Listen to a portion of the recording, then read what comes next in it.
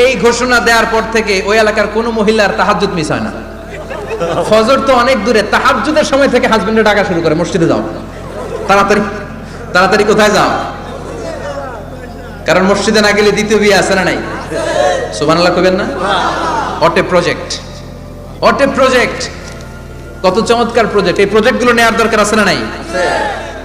এজন্য ছোট বাচ্চাদেরকে মসজিদ থেকে তাড়িয়ে দেওয়া যাবে?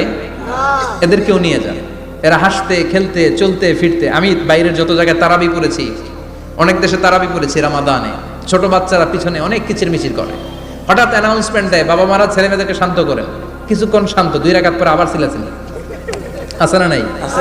ওরা যদি না চিল্লায়, ওরা যদি লাফালাফি না করে, লাফালাফি কি 80 বছরের মুরব্বী করবে? কথা কয় না। মুরব্বী লাফালাফি করলে এটা মানাবে? ছোট বাচ্চারা লাফালাফি করবে, একজন আরেকজনের কামড় দিবে, কাচের গ্লাস ভাঙবে, এটাই পৃথিবীর সৌন্দর্য। চিল্লায় বলেন ঠিক কিনা?